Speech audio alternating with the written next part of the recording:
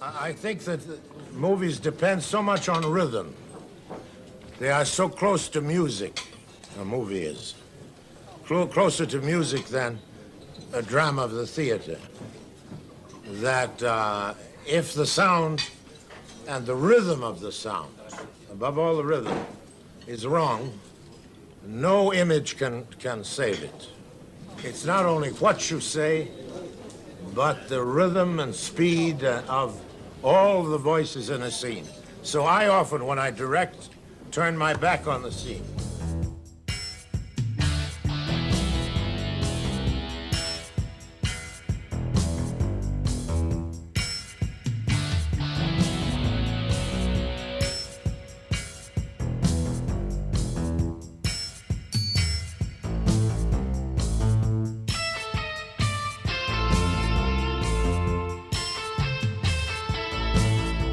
Hello everyone and welcome into Tales of Cinema, the podcast episode 3. It's alive! It's alive! It's alive! It's alive! Oh, in the name of God!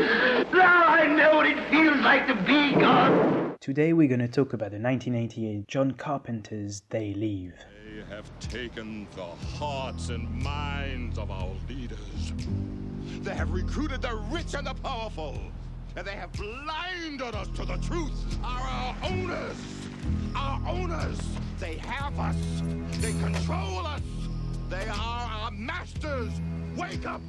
They're all about you. All around you.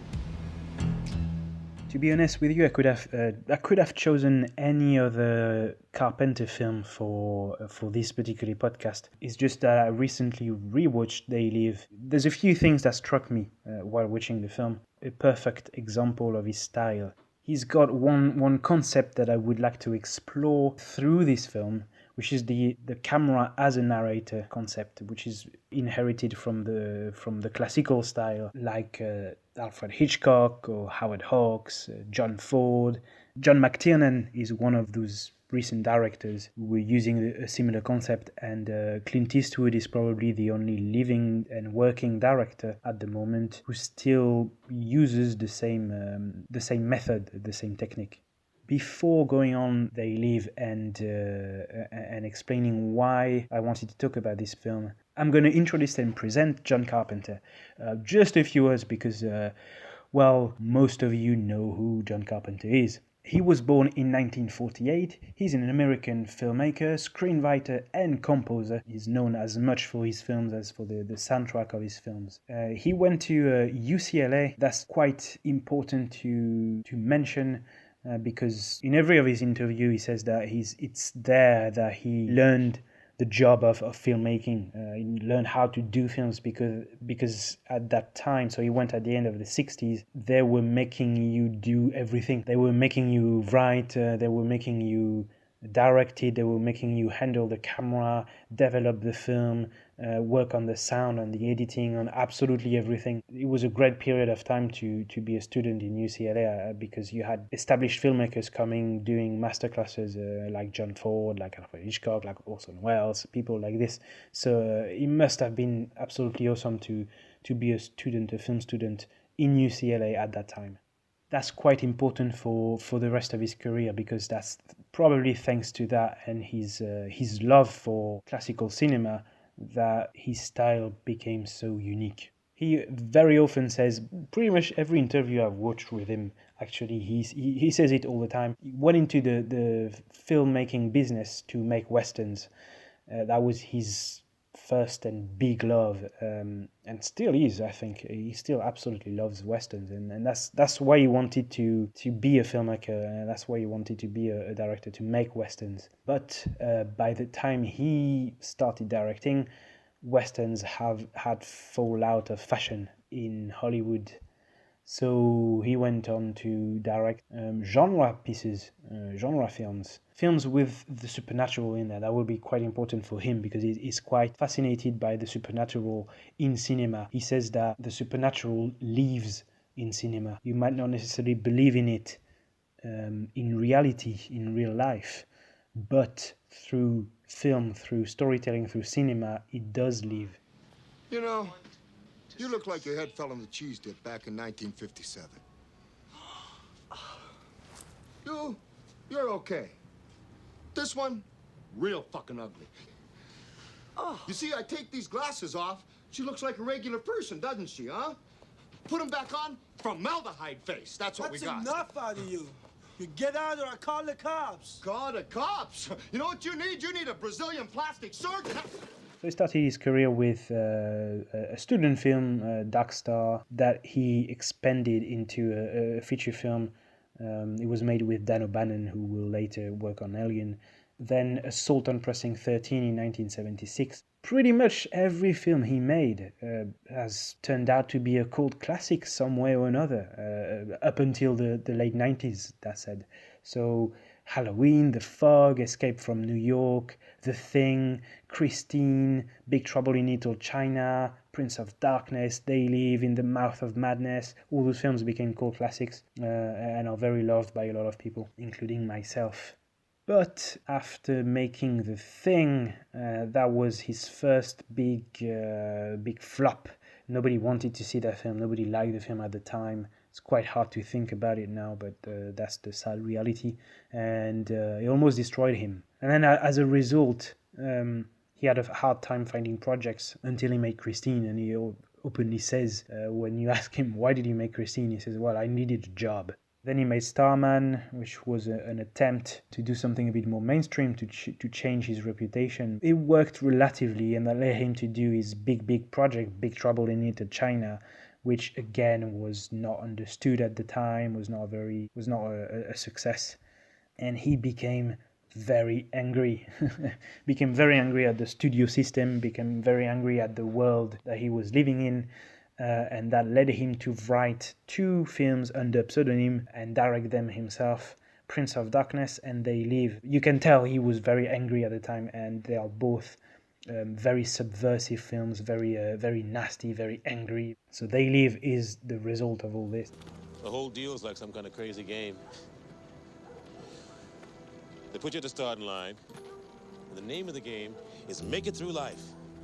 Only everyone's out for themselves and looking to do you in at the same time. Okay, man, here we are. Here we are. Now, you do what you can. But remember, I'm going to do my best to blow your ass away. So why I chose They Live? Because it's a perfect example of this concept of the camera as a narrator. And it's a prime example of the use of the widescreen format by Carpenter.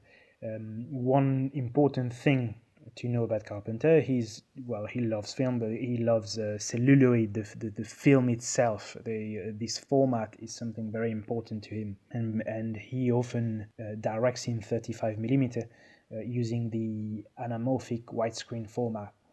That's a format that you've seen in quite a few epics or westerns. And it allows you to capture a lot in your picture or through your camera. You can have a very wide angle, have a lot of information, incorporate a lot of things within your frame. So it makes the film look big, look impressive, and it helps the immersion of the audience within the film. And it's gorgeous. It just looks absolutely gorgeous. Watch any widescreen format film, particularly by the classical directors, any David Lean film or The Good, the Bad and the Ugly, Once Upon a Time in the West.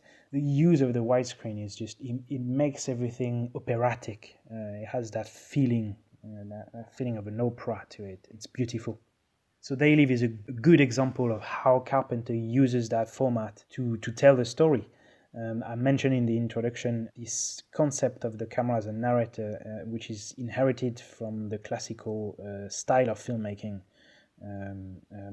John Ford, Howard Hawks, Alfred Hitchcock, Clint Eastwood, they all do that. So basically they think the story is very important. You have to start with a really good story with powerful characters, strong characters. That's what Carpenter believes as well. Something different, something powerful, something interesting, something engaging. And then you use your camera and the cinematic tools to tell that story in a particular way, in your particular personal style. Essentially adapting the camera work to the story, to the needs of the story. As opposed to a filmmaker like Choi Hawk, the Hong Kong filmmaker Choi Hawk. Choi Hawk makes the camera movements visible, the camera work very visible, because it's very it's an experimental style. So you often have someone at the foreground of the shot, very close to the camera, talking to someone else who is at the background of the shot, creating a play on the perspective, but you see it on the screen. You often see the camera movement. It's all part of the experimental style that Choi Hawk developed. But the classical style that Carpenter has, it's the opposite of that. It's making the camera work as unnoticeable as possible to focus on the story, to immerse you in the story.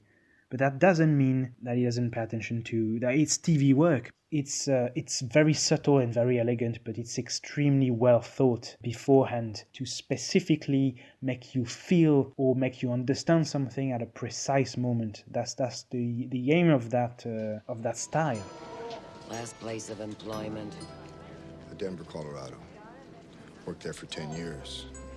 And things just seemed to dry up. They lost 14 banks in 1 week. So, There's nothing available for you right now. Just to summarize quickly the story of They Live, it stars Roddy Piper, Keith David, and Meg Foster. And Roddy Piper's playing a drifter character, someone who's looking for a job and going from town to town, from what we understand, and arrives in LA. And there's that big difference between the rich and the poor, and he will encounter a group of characters who part of some kind of resistance.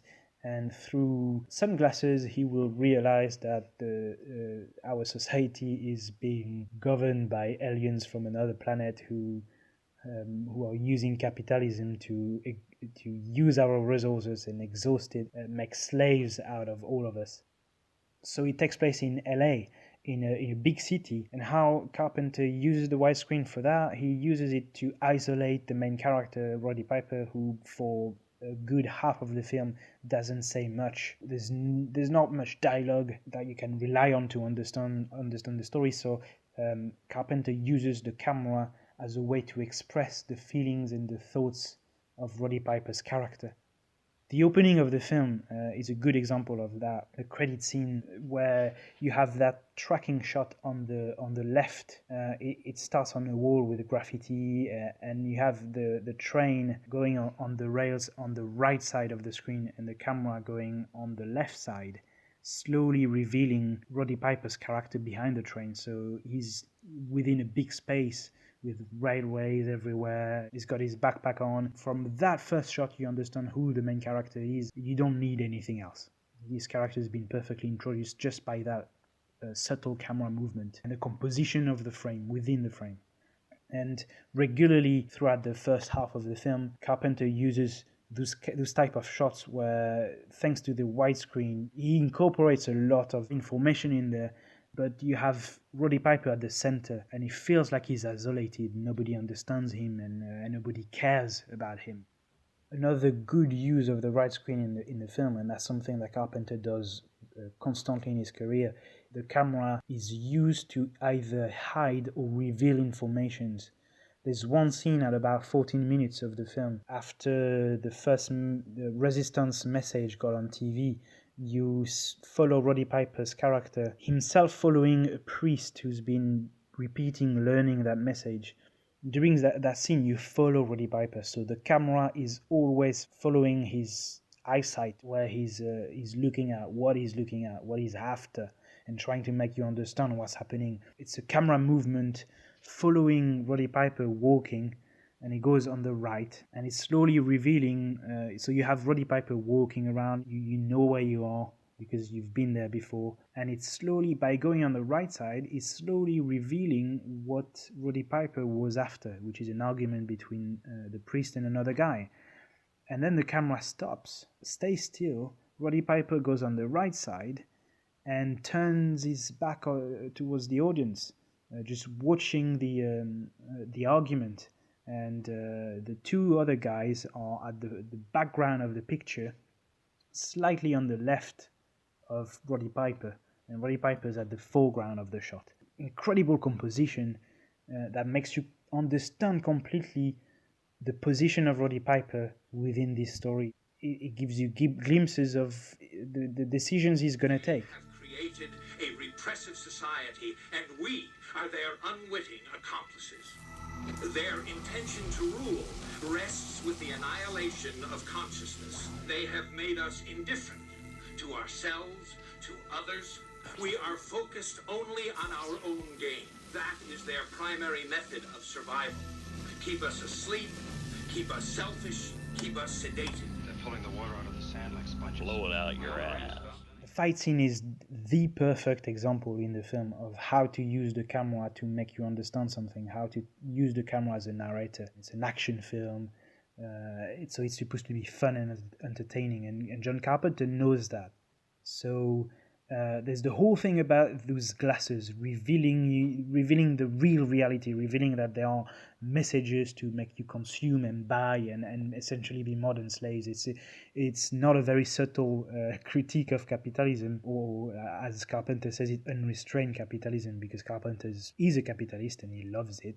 You just see any of his interview, he talks about money a lot. He likes to be paid, but he was very angry at unrestrained capitalism that you had in the 1980s, and Daily is a very unsubtle critique of that. But it's entertainment. It's supposed to be a fun film. So the fight is motivated because Roddy Piper is trying to make Keith David's character see through the glasses and essentially wake up, like in Matrix. It's almost like a pre-Matrix film, except it's not as subtle or as complex. So Roddy Piper's character is trying to make Keith David wakes up from this built reality that the aliens constructed, and Keith David is extremely resistant to it.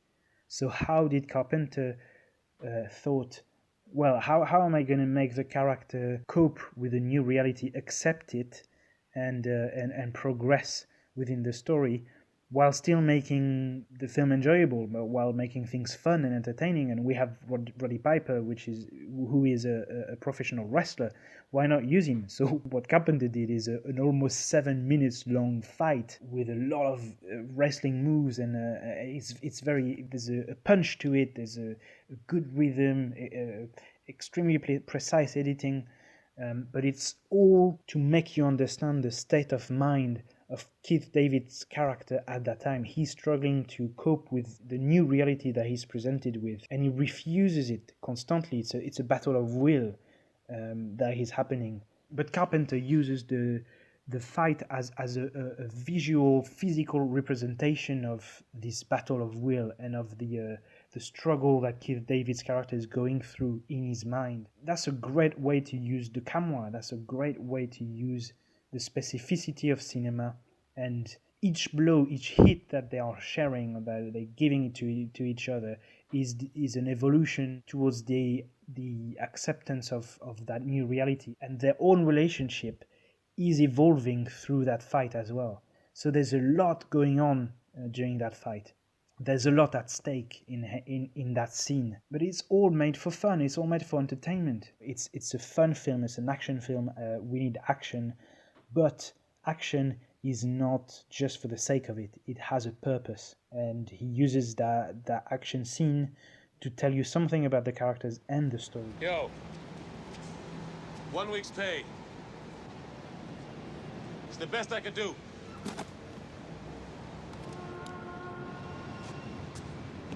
Wait! Hey! You better find yourself someplace to hide and keep praying nobody ever finds you. Try these on. Look, you crazy mother. Put these on. Hey! Stay away from me! I'm telling you, you dumb son of a... The assault scene towards the end of the film is also a good example. There's a precise editing that evolves throughout the scene. So it starts with the anonymous policemen firing at some resistant guys. They're all dying. And basically, you have the shot of the policemen firing, then separate shots of different men dying, but it's all disconnected because they are anonymous, because we don't know them. So you don't really feel that shocked, or it's just it's a slaughter scene, but you don't really feel connected to it. And slowly progressing throughout the scene, Carpenter is closing in to the main characters with his camera and with his movements, up to that point when Meg Foster, you have a guy dying just next to her, and up suddenly he incorporates the main characters into it, and the shots are a bit longer, there's a bit more camera movements. Well, you have to bear in mind that it's a low budget, so he can't do something like John Woo, for example, very choreographed and where you have everything within a same shot. You can't really do that, but he's using his low budget to reconnect with or close in to the main characters and make you understand first the chaos of that scene, and then slowly closing in on the main characters. And he's using the editing for that, up to the end of the scene where there are close-up shots of Keith David and of Roddy Piper, separate close-up shots. So we went from this scene of chaos where everything is anonymous and very separated, compartmented, towards a more fluid action scene where the main characters are taking part of it and people start dying around them, to focus on their faces, on their reaction, on their feelings at the end of that scene. He also uses a lot the anamorphic flares, not as a stylistic gimmick like some modern directors do, but it's more like John McTiernan, using all those stylistic gimmicks, but for a purpose. He uses the flares to create frames within the frame and to saturate the frame. So you have quite often those shots of the city with all those flares and everything is saturated. There's a feeling of saturation. That makes sense with the film because what you realize with the glasses is that there are subliminal messages everywhere that saturate your life, but you can't see them. So the flares are just another way to make you feel that saturation without over-explaining the plot, without constantly showing you those subliminal messages. How long have they been there? Who knows? What are they? Where did they come from? Well, they ain't from Cleveland. Look, man, I don't need that kind of shit. What are we gonna do? We're gonna wait. Wait for what? You know, that really answers my fucking question. Well, when you get some kind of master plan, you let me know, huh? Obviously, I recommend you to watch They Live, but I would recommend watch any other of his films. All of them are good examples of what I talked about during this podcast, this idea of camera as a narrator. I probably will do more podcasts about it with different directors in different films just to explore that idea and why this is one of the best ways to make cinema. Because it allows you to make the audience understand information, understand the plot, understand the characters, have feelings and emotions without any dialogue, with just the camera work, the editing, the sounds, the essence of cinema. So They Live is a very good example of that. All those things, have a look at that while watching the film and how Carpenter used all that to tell his story, to make you understand things, to make you feel things, feel what the characters are going through. All of that in a fun and entertaining film. It's a very easy film to find. There's a very good restored edition published by Studio Canal a few years ago with loads of cool bonus features. From what I see, the 4K Blu-ray edition seems to be even better. Loads of bonus features and loads of goodies, including the soundtrack and a poster, etc., etc. So if you have a 4K player, go for this edition, I would say. If not, just go for the standard Blu-ray edition, restored edition. It's a very good one. You can find it easily on Amazon or other retailers. That's it, guys. I hope you enjoyed that little dive into John Carpenter's They Live. I will probably talk more of Carpenter in the future because he's got such a huge cinematic filmography. Every of his film is just a pleasure to go through. So watch They Live and watch all of Carpenter films and pay a close attention to the camera work and how the camera is used as a narrator. As usual, I will leave you with a little mashup of music and dialogue, I suppose. But for now, until next time. I have come here to chew bubblegum and kick ass. And I'm all out of bubblegum. Oh, shit.